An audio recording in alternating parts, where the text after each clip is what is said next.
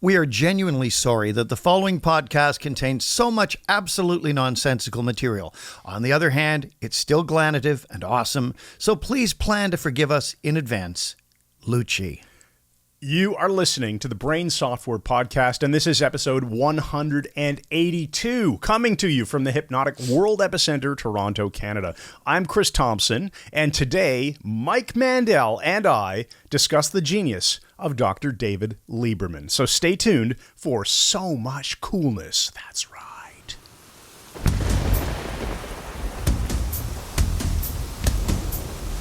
Hey, Scro, what's happening, bag? It's me, Dave Ambrose, coming at you from the 43rd dimension. It's Woodstock up here all the time, man, which is really far out. I used to only be able to hit level 42, but ever since I won the Nobel Prize for Physics in a parallel universe, I've been rolling in dough, Scro. I'm up here with my two amigos, Eddard and Spunkaluccio, and we're effing rich, bag. We took the Nobel Prize money, invested it, dude. We flew to Belmont, put it all on Ballgasm in the 6th race. But I gotta cut you loose and get back to level 43. So let me just say, kill Pazixum. Well, I guess I gotta take over now, which bites the frickin' wand and not in a good way. But at least that dick Eddard's gone, so let's ask the question of the day in that. Whatever happened to that old tranquility we used to know and love?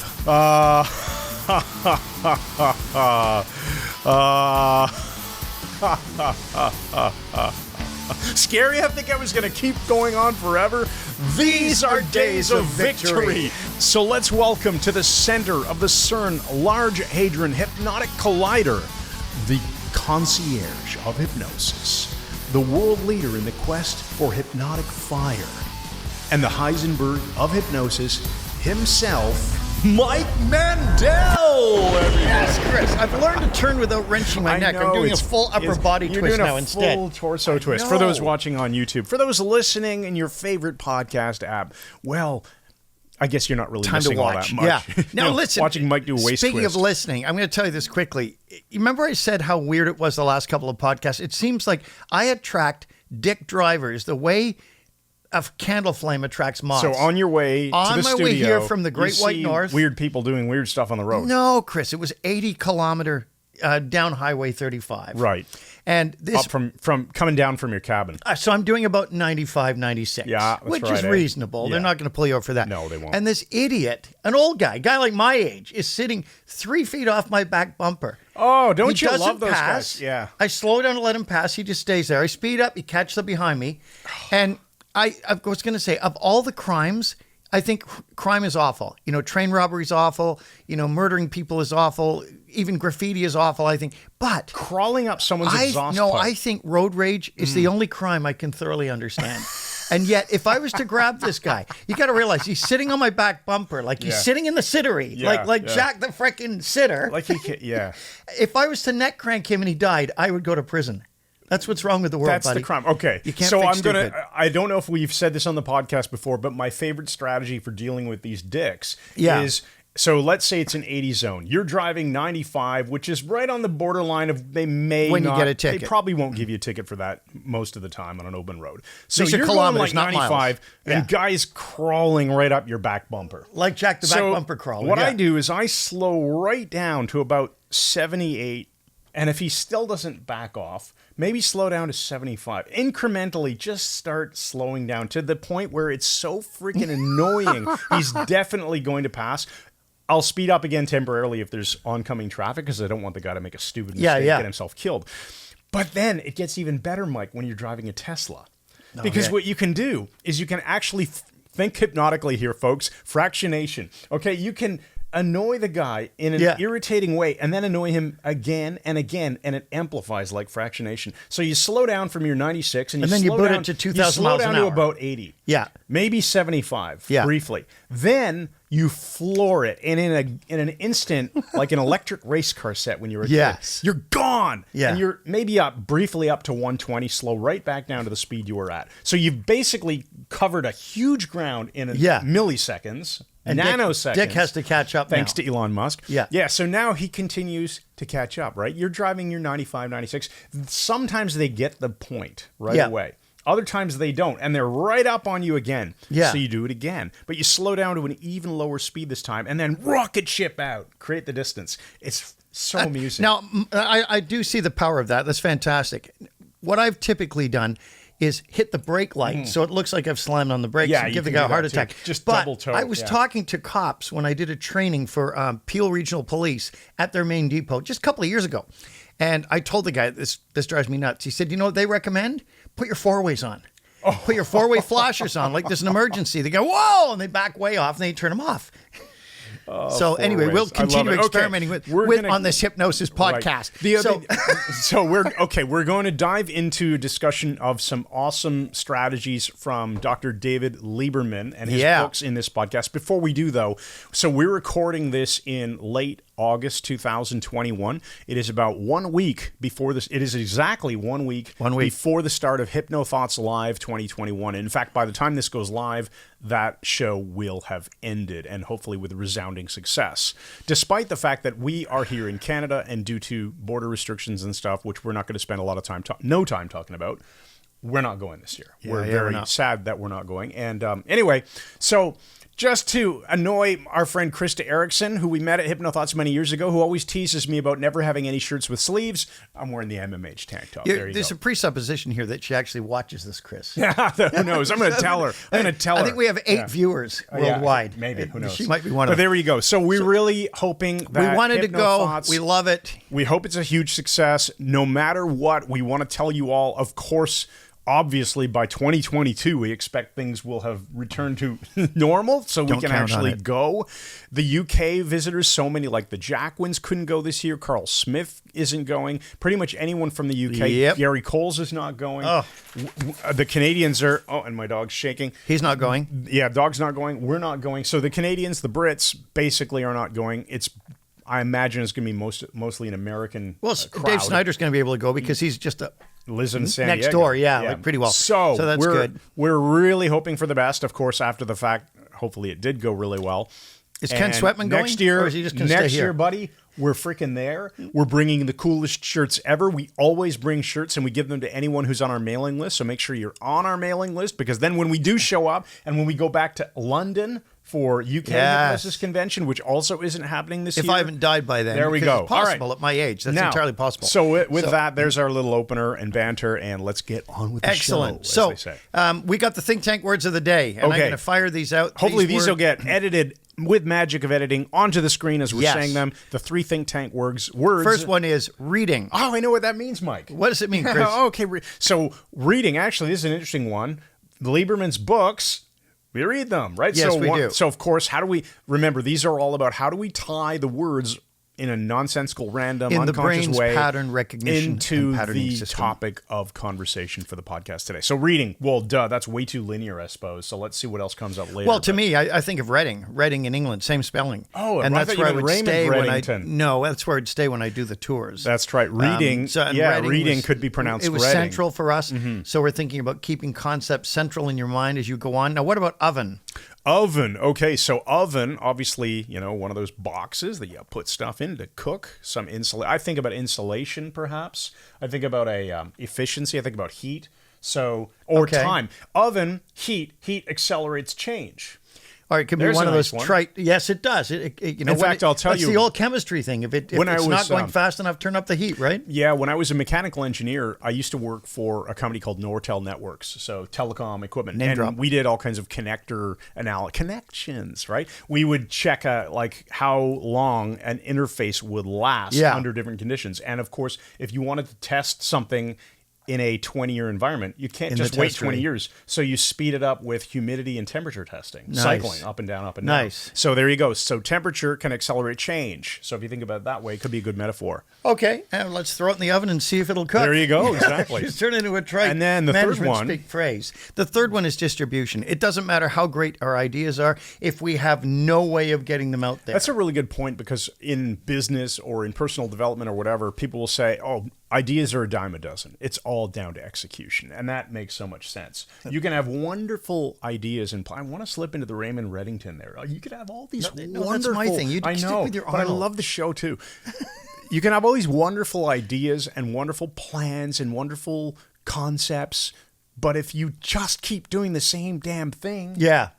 you get the same damn result. There you go. So you got to Yeah. distribute these things these suckers got to get distributed to the customers in some way. I just caught myself looking at myself. All right, there Okay, you go. so let's go with this. We're talking about the genius of Dr. David Lieberman, and I approve of everything you said. That was very clever. right. Now, having said that, Lieberman is one of our favorite psychologists. I love his books. I've got a few of them, and his stuff is so good. We just want to talk about a few aspects of it in this because these podcasts are about hypnosis, NLP, and personal change. And always crediting where we learned something when we remember it. Excellent. There we go. So we're crediting Dr. David Lieberman in this, and I wrote to him and told him we're going to be doing this podcast, and we'll let him know when it Fantastic. goes live. He gave a great quote in one of his books, and he said, and I think it's in Never Be Lied to Again, Okay. and it's Abraham Lincoln.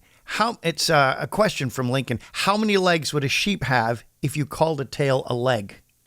If you called its tail a leg. Yeah. Well, I suppose it depends on whether you still call the legs leg. Because either it's 1 or it's 5. Okay. The sheep would still have Oh, four. it's I got you. How many? Doesn't matter. I got it. Calling a that's tail brilliant. a leg, Doesn't it's make still it a freaking leg. Yeah, it A tail. doesn't make it a tail. So he's talking about accuracy and so on. Like, It reminds me of those various Facebook puzzles that have gone around where there's like a grammatical inconsistency Yeah. or something that you don't notice, and it changes the definition of the question, but you miss a comma and everything changes. There's a few of those that are unrepeatable. Yeah, it's like the Facebook memes of, what's wrong with this picture, and it's a cat sitting on a pizza. Like Okay, I guess I just so. made that up, There you but go. it's good, isn't it? So Now, if you call it a leg, it's like your French poodle story, right? When you used to have a... oh yeah, my bull terrier. And the woman says, oh, that's Nice bulldog. It's a bull terrier. That's what I call him, an English bulldog. We can call him a poodle if you want. He's still a bull terrier. It is the same That's thing. it. Okay, there you Good go. old Lockjaw. I So miss him. keep that in mind as we So proceed. let's start with Truth and Lies from his book, Never Be Lied to Again. He said that people who are lying and are hiding something, one of the keys, and this is a great one, is no eye contact. Stop it, you idiot. The guilty person does not want to face you face to face because eyes looking at us make us feel intimidated other than us. And of the course. opposite is true too, right? Where if you're starting with eye contact, and let's say you have eye contact, and you bring something up that the person wants exactly that Scary that you broke eye contact. See, you got to watch the video version of this podcast as well, hilarious. folks, for the benefit. But yeah, if you have eye contact, and Yeah. let's say you're asked a tough question and you want to lie, you look away as you answer, don't you? Well, not you specifically, but yeah, No, I there you go. don't, Chris. No, it's getting we're paranoid. Anytime look either right. one looks away, No, we think the other I guy's don't. stealing the business. So, look, the guilty person does not want to face you. And this is also tied to that whole thing, I think, of people afraid of speaking in public. Yeah. And it was Jordan Peterson, I think it was, who said, when they look out at all the faces staring at them, it feels like the tribe is against them. And that's what right. the fear is. The silent faces, accusatory faces, just accusing you in the accusory, like Jack the frickin' face accuser. Yeah. And that's probably it. So, yeah, watch for the no eye contact. I love this one. Lack of animation. He said when the person has their hands in their pockets or they lock their this arms kind of thing, down. right? Especially with the tucked in, like With the not tucked moving, in. just standing there like Jack the still stander. Yeah, still stander in the Yeah. standery. Right. And that's the thing, isn't it? Because gestures come with truthfulness as well. And open gestures of openness. Although and, psychopathy, one of the indicators, and I know this from someone in my life, you're well familiar with the story, someone who used to be in my life, thank God, not now. One of the things he would do, his gestures were grandiose. And that I'll is give you a red flag for there, this, just yeah. for in case Grandiose I'm not going to mention his gestures, name. right. But it's not just normal gestures, it's buddy. And you see, and he said that kind of gesturing in psychopathy, you find yourself following the gestures instead of listening to the You're content. gesturing so much that you're almost off camera. So Yeah, I know. I'm slide on in here a gesturing bit the more. There you gesturing. go. I'm jesting Yeah, the gesturing. I suppose anything that you overdo will come across as fake. There you Okay. go. There are so many freaking hilarious responses I know. there. The restraint I practice, you people have no idea. You people. Yeah. You people have no idea. So look, let's look at so lack of animation, hands in pockets or locking arms down is a sign of either deceitfulness or locking something in. How about this? Oh. Inconsistent response. Someone who smiles when they hear bad news. And I've seen that. We have a relative who's a little psycho. A little psycho. No, she's little and she's a psycho. Okay. And we had told her that mutual friends, their nice dog had died. And she couldn't resist like smiling, like right away and then hit it. That's a That's a weird one. Yeah, it is. And Lieberman says, and I love this, he said, always go for the initial reaction expression. So when you tell someone something that is emotional or powerful or whatever, look at the initial, he's not talking about micro expressions. Because that's unconscious. That The first initial reaction expression is the will be unconscious. unconscious. And then the person's brain and conscious system processes it, goes, hey, I shouldn't react that way. That looks bad. So they change their behavior. Yeah. But it's too late. I remember seeing a video of Tony Campolo and Bill Clinton at Vince Foster's funeral in the U.S., and they didn't know the camera was on them. And they're just laughing at it, and the camera went on, and they both went really serious and sad instantly. Giveaway. Really weird. Anyway, oh, man. Just reporting the truth. Now, here's another stuff. Another bunch of things. He says, another stuff. You like that? Words and gestures that are out of sync, where the person says the words and they follow with the gestures as an afterthought. Oh, okay. Give me an example. And I'll talk this out for the listeners. Well, Chris, I'm very, very sad about this, about the totality of it. Okay, and now he's doing the now open the gesture hands follows. Yeah, following. And it's to attempt to add veracity to what you're saying. Right, okay. When you realize it and isn't. again, do you think it's similar in the same vein of the unconscious response was, let's say, smiling, and then they realize, oh, I'm smiling, I should not do that and change. So in this case, the correction is, oh, I should have done a gesture there to come across as more sincere. I think so. Like I think you're bang on with that. I think it's exactly that. Another thing that's really cool is he says, deceptive expressions are often confined to the mouth area. So smiles that don't involve the whole face are deceptive. That just looks freaking weird. You look like something out of the Grinch. I'm trying my best here to smile only with my... Just smile the way you normally do, Chris. Yeah, when you smile. Your Get whole it? Like as though you normally do. Yeah, you normally do. See, guys, if you're not watching the video, you're going to miss all this. Okay. That's a nuts smile. It makes me feel weird. I'm never doing that again. Yeah. But only the mouth is smiling, not the eyes, not the rest of the face. That's deceptive. And he said generally, Lieberman says generally, only guilty people get defensive. So if you're accused of something you didn't do, typically you can keep it calm and go, no, it's just incorrect because of this. Yeah. Are you saying I'm just trying to build a future for my boys? And people who get really defensive, that is a sign of guilt and the explosive response. Yeah, and obviously there are no hard and fast rules here. This isn't true every single time. Are you lying? It's a generality, right? Are you lying? Because I can certainly remember, I can imagine times when maybe you learn this as you get older. I'm saying a lot. I'm going to reset. I'm wondering when you became a 22-year-old girl. When my kids, let's say, have been accused of something. Like of robbing a course, bank. when you're very young, Yeah. you will exaggerate these things. Of course. I would say you're They still haven't learning. built in controls yet. But there are times where, let's say, as parents, we've said, hey, such and such, and it sounds accusatory. You get a defensive response. And it turns out they didn't actually do the thing that you had accused them of. Right. But they were but they're kids, right? So they're learning. Oh, no. Oh, you want to mute that? No. Anyway, that's fine. It's not mine, is it? Of course it is. Look at this. The stupid thing is on. Oh, for crying out loud. You just have to slide a little switch. It's over there. Now, listen, the other thing is he talks about how we present ourselves with our physical bodies and the anti-mugging walk. And right. my wife has had to learn to do this because as an Enneagram 6, she's scanning for danger and she can have almost a frightened, furtive look if she's not careful. And she's taught herself how to walk in the anti-mugging walk. Now, remember that whole thing about pathological criminals were shown a video of a street scene and they were asked individually which person. Pick the person that you who's the would victim target, here. yeah. And they all picked the same one. Yeah, the one who's or like this, like over. there's an asymmetry to the walk, an obliviousness as they're Yeah. walking around. People who walk like I freaking walk. Walk like you are intending to get where you're freaking going. Harry Truman. When a man walks, he should walk like he's going somewhere. President Truman. Oh, there you go. Now the thing is, Chris, you'll verify. didn't even know that quote. I walk with grace and power.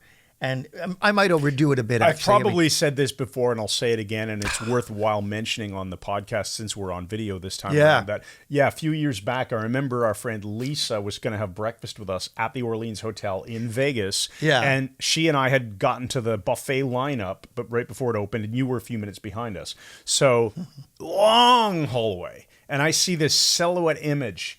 And you've got I'll do this as if I'm holding silhouette? salad image. So you've got a silhouette image, and I'll do this on camera. I'll pretend I'm standing and walking, but this is what I see. I see the hand with the coffee cup taking up space, An inordinate amount of the other space. hand's just striding in the stridery, walking like this. Jack the frickin' Strider. And I couldn't tell it was you, Yeah. except for that. I didn't recognize you. I just recognized the style of walking the in walk. like Blackbeard the and pirate. I said, "Oh, there's Yes. Mike. You can tell from the walk." It's fantastic. That is it, right? You're holding the coffee cup out as if everyone else is going to have to go around. Well, you. they Don't- did. Yeah, don't I bump just into project. me. Sorry, I project this force field when Yeah. I walk, but I don't get mugged for that reason. And if they do, they're going to be So in trouble. I think the point in bringing this up, though, is not about mugging. It's No, about being it's lied about- to. So so- if somebody isn't willing to pick on you physically, they're probably going to also assume you ain't going to accept no lies. Oh, that's a good one. That's a good one. Does that make sense? Yes. And now here's an interesting one too. He said, watch for people heading to the door, either literally, whoops, microphone check. People heading to the door, either literally or in their movements. For Like example, body language where they're pointing. It means they're extremely, when they switch, it means they're very uncomfortable with the conversation. What do you mean when they switch? I'll give you a concept here. An actual example. Years ago, we had a bunch of people at our house, maybe 8 people sitting around, couples, and we were looking at the Lucier color test. I don't know if you're familiar know with what it. that It's very is. interesting. Max Lucier was a Swiss psychologist, and he has a series of colored just cards. And all you do is you say which one you like best. You don't associate it with cars or clothing or anything. Which one do you like second best? You prioritize this whole list. And based on that, he's turned it into this profound psychological tool. That's interesting. Okay. Now, the one guy, he'd pick black as the first one and something as the other. And it said, this means someone who feels empty inside, doesn't know how to present to others. And as everybody's gone through it, and they're all reading their own and going, yeah, that's amazing. As his wife starts reading the one about him, he gets up, walks over to the door, and starts putting his shoes on. Weird. I mean, okay. serious. And everyone goes, where are you going? Okay, He that's said, bizarre. I thought we'd all go to Dairy Queen or something. Like, there's the indicator, right? You're getting too close to comfort for comfort. So the person starts exiting. Okay, so you're looking at body language, but that doesn't Well, no, necessarily it's mean going the for guy's- the exit. How does that indicate lying, though? It shows great discomfort with the topic, that they don't want to communicate Okay. on that topic. And remember too, So if they're receiving information they're uncomfortable with, that's not the same as lying, obviously. That's just being uncomfortable. But you're saying if someone's presenting information and or if they're being maybe challenged on something that they've said and they start going for the exit. they're trying to change. It's Okay. a way of changing the topic, which is Understood. evasive. Remember too, liars typically don't point. Right. And that's a really cool Lieberman one, which is why I'm pointing while I'm saying this. Yeah, we've come up with an alternative, which is if you want to point, blade your hand. And for those who that's are right. listening, put your 4 fingers with your thumb. Make Like a a karate karate chop with Yeah. your hand, but not a tense karate chop. Like just gesture gently with it. Like but Jack in the a- Jester, almost yeah. slightly with your palm up. Like instead of vertical, like a handshake Way too position, much detail. slightly vertical up. So you can gesture instead of pointing. It's way less aggressive. You know, I got a feeling, buddy, this is going to be a double podcast. It 'cause might there's be. Well, let's a keep ton of going and stuff see here. how it goes. So liars don't point. So when the person's pointing in an interrogation or whatever, that is to add emphasis to what they're saying, but it tends to come out of truthfulness. Remember, the liars have their arms wrapped up very often. I love this one, the physical barrier thing. Remember, I taught at the Ontario Police College. I taught the advanced interviewing course. I taught RCMP and so on. And they say that physical barriers indicate discomfort and the desire to stop communication, which is why when police interrogate, they do it in an empty room across an empty table, your hands and theirs on the table. So there's nothing but you and them. You can't put anything in between. And when someone puts a psychological barrier in between you and them, it is an indication of discomfort and afraid of revealing something. Yeah. You don't have to swallow the microphone. You just did. Now listen, do you understand I know, even what I'm saying? I was giving you an example. Are you even getting any content Yes, here? I get it. I was actually thinking about how in the days of this COVID pandemic, of course, what do you see?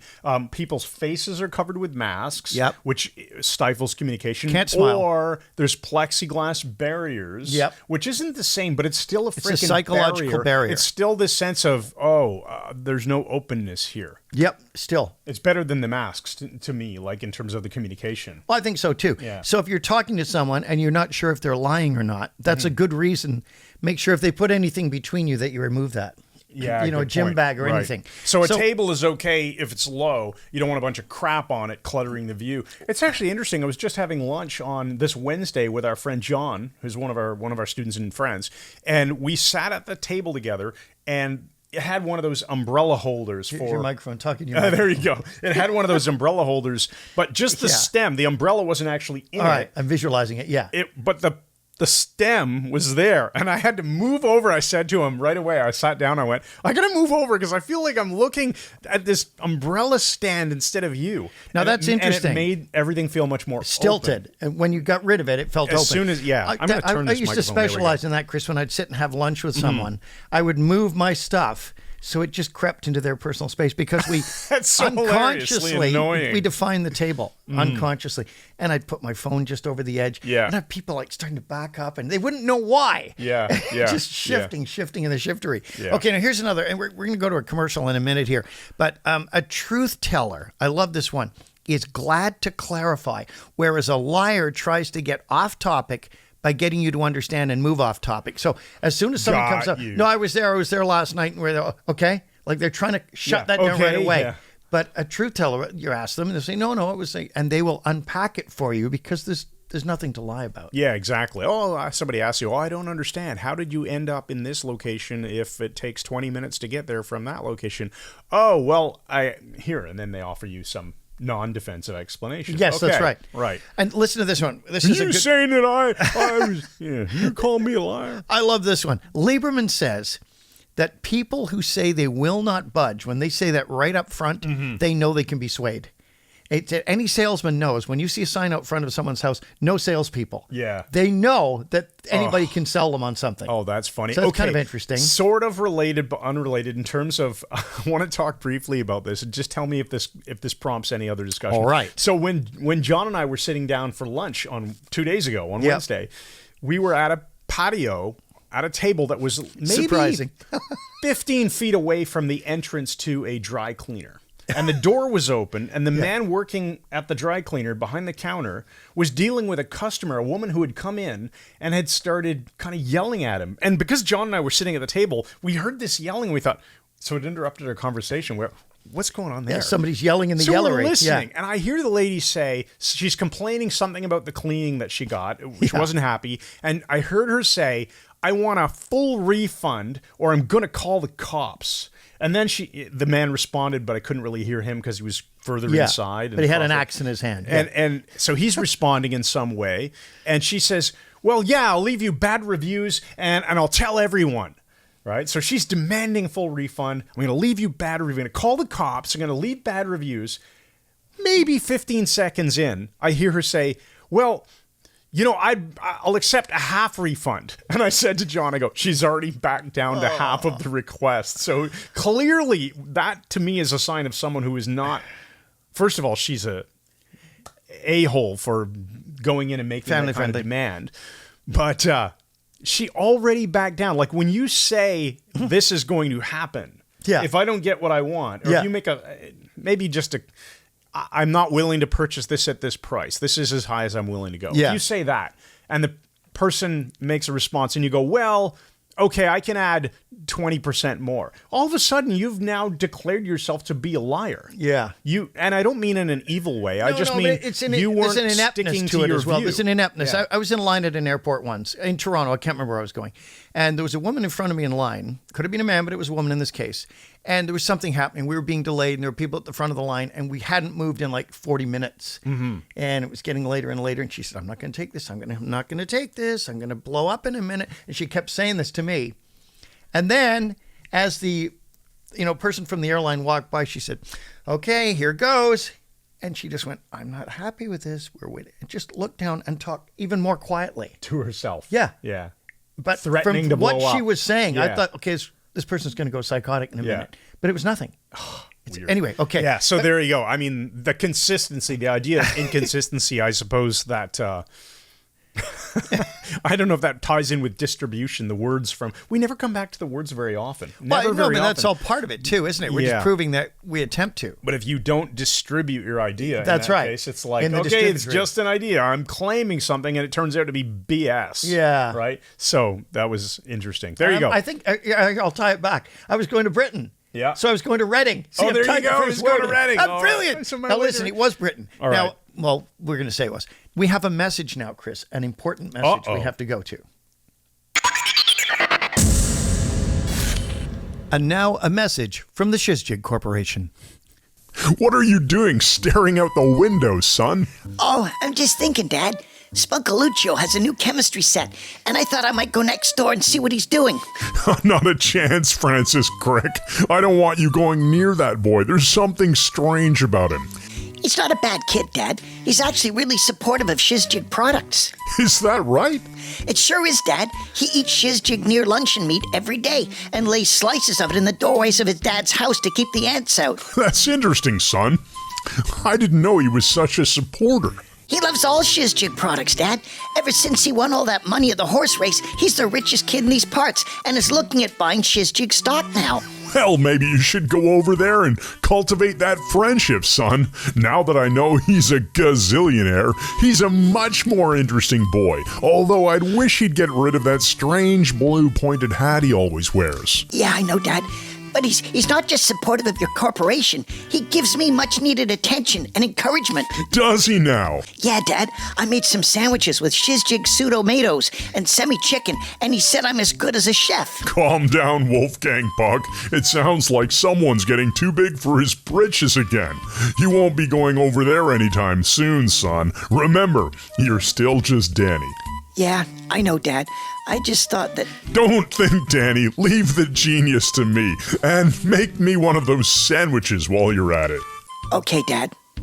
Remember, folks, Shizjig products might smell like insecticide, but that's what makes them so good. Shizjig luncheon meats are loaded with pyrethrins and Agent Orange, and they're perfect for picnics, because like all fine Shizjig products, they're 100% ant proof. Shizjig products. Order online for free shipping anywhere we deliver. That's Shizjig. You may find better, but you'll never pay more. Now, that whole thing about someone answering immediately without evaluating, this is a really interesting Yes. point. Yep. That's it. When you ask someone something and they don't have to think of their response because they're not trying to figure out what would be the appropriate thing to say. They're not lying. Yeah, especially about big concepts, abstract concepts. And I can give you a real life case here. I was the jury foreman in a crack cocaine case, as I you know, a remember number this of years story, ago. yeah. And I can't report on anything that happened in the jury room. That's secret forever, apparently. But before we went into the jury, it was jury selection. Right down on University Avenue, the Crown Attorney and the defense lawyer were setting up the jury Right. selection. So they get me to go up in the thing. I'm in the jury pool of 40 people. They want 12. Yeah. And I stand up. Here's the question they asked me. He said, will it bias your decision that the man accused is black? And I said, not in the slightest. They both said, accepted. Yeah, because See, I they didn't knew have that to you think didn't about it. hesitate. It's Yeah. nothing If to you had do said, maybe. no, Yeah, no, I'm not a racist, then Yeah, go, that- racist. Right. Yes, But exactly. you give an honest response. No, of course, it's nothing to do with that. It's to do with the justice system. Perfect. So you watch for that when people pause to think of how they're going to sound best or how they should answer instead of giving you the truth, right? That makes sense. Okay. I like so it. now, here's how you convey honesty and truthfulness. Make direct eye contact, as we Aha, said. as we were talking earlier. As we are right now, Right, Chris. Yes. And then you can left eye them and You scare know, them. I want to bring up something quick here because I don't know when it happened, but at some point in my life, I went from being uncomfortable with eye contact. I think I just didn't have as much confidence, and I wasn't comfortable looking at people for a long amount of time, a long duration in the eye. I would break the eye contact more often and then reset it. Like, I think that's normal. A lot of people do that. They reset the eye contact. Of course. I found at some point I realized I can sit there and have a conversation with someone and hold the eye contact essentially for the whole time. Yeah, it's kinda weirding me They out now. will move off and come back. Yeah. But I'm totally fine, except when I start noticing Lying. it, that I'm doing it. Because Okay. when I'm doing it, I'm in uptime. Of course, Yes. right? And then when I start realizing and almost dissociating, like, hey, you're making eye contact. Then you get an Is internal dialogue. Is it Yeah. weird that you're not doing one of those little natural breaks of eye contact? I'm using air quotes there. Yeah, yeah. And whenever I would do that, that made me feel more uncomfortable than just Goes in a maintaining the feedback freaking loop. eye contact. So it feels very natural for me. The other person will break it as they need to. I always make the other person break it if it's a stressful situation. Oh, for sure. I remember Tom Patiri, self-defense expert, gave a piece of advice that I've used. He said, train yourself in the blank stare.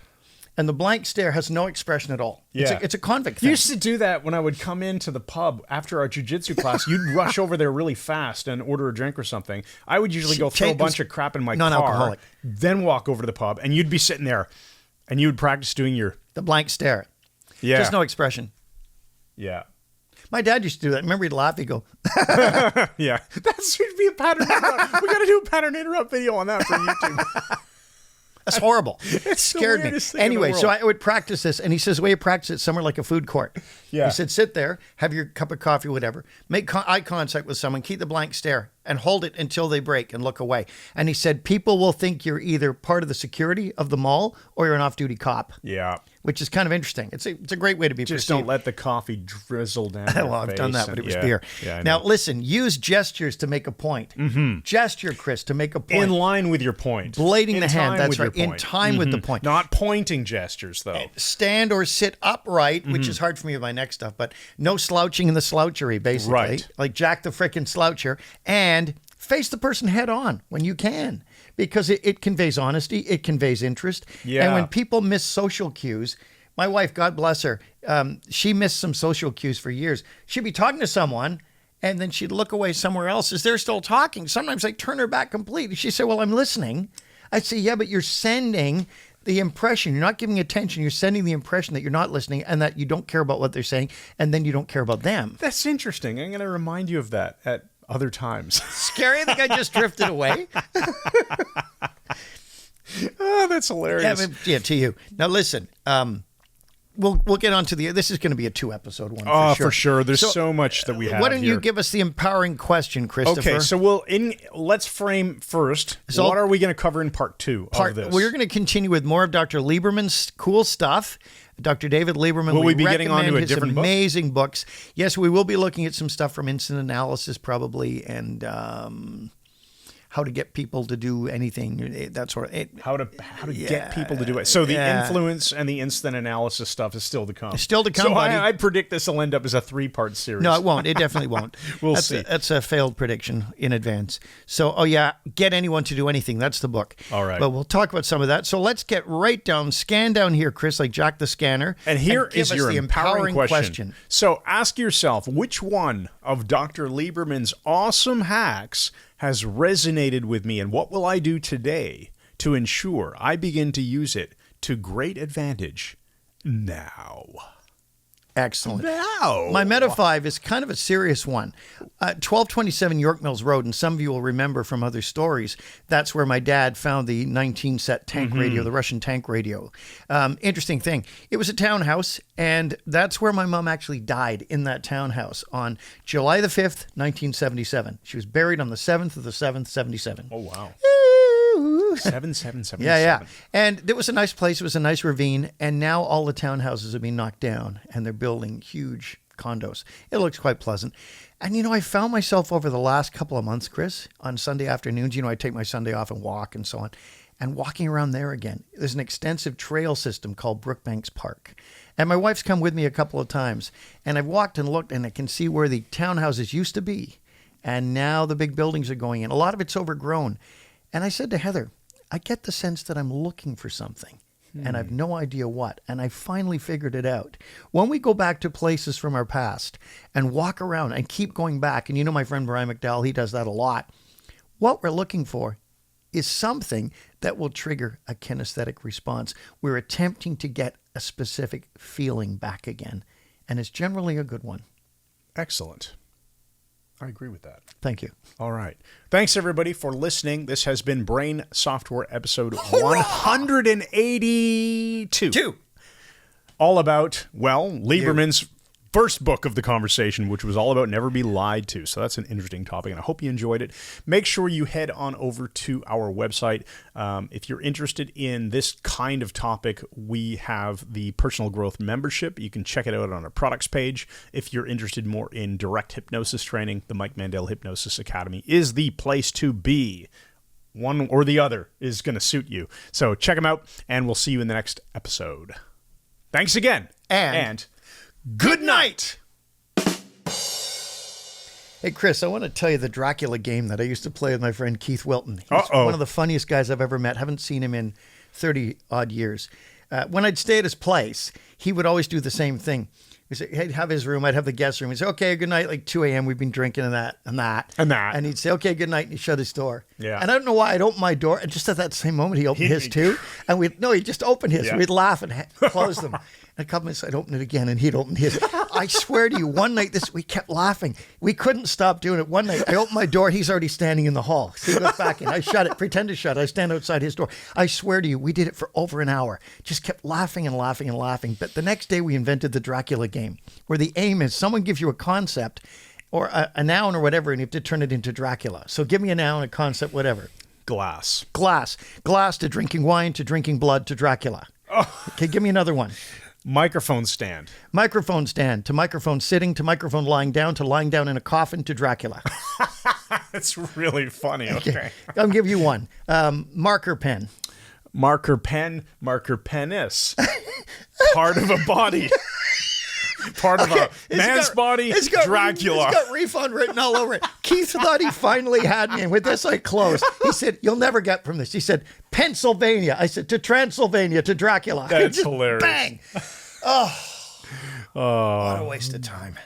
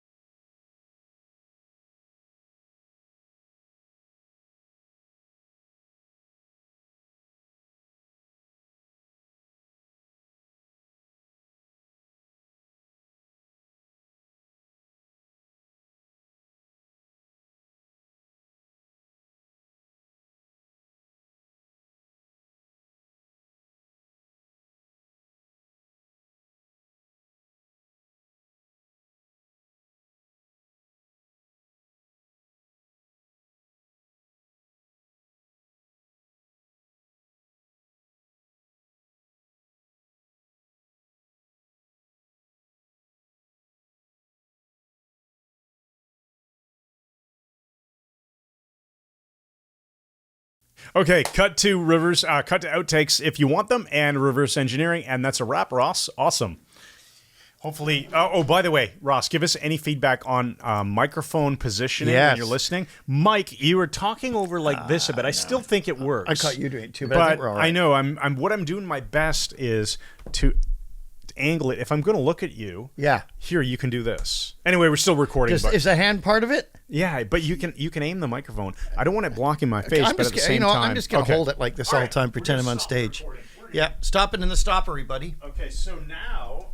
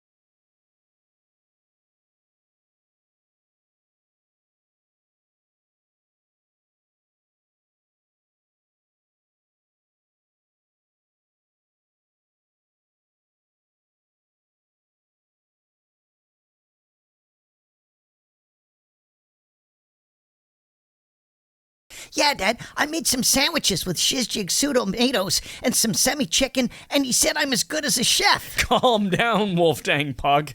Sorry, I'm going to do that again. Here, let me do the sandwich part, too. Okay. Ross, you're going to add double speed voice for Mike here, and this is the closing and then the sound effect to exit. Ready and action.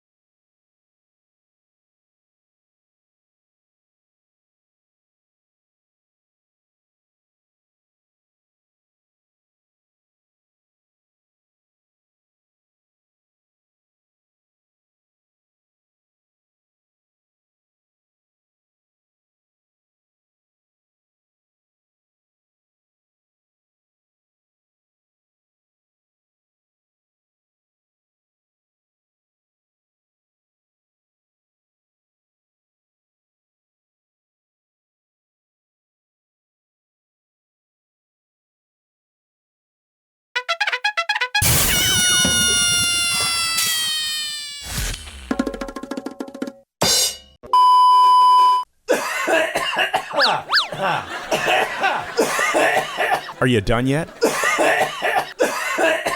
Do you want some water or something? Coffee. You're We're just back. killing me. Go drink some fucking water. Listen to my voice. Your voice, you sound like you're about to just- die. So let's let this Ollie's interrupted the show. Make sure the swearing doesn't work its way into the podcast, not That's even right. in the Never, outtakes, unless never. you're beeping it out. Yeah. And that would be kind of funny, actually. Yeah. Make sure the swearing doesn't make it into the Yeah. podcast.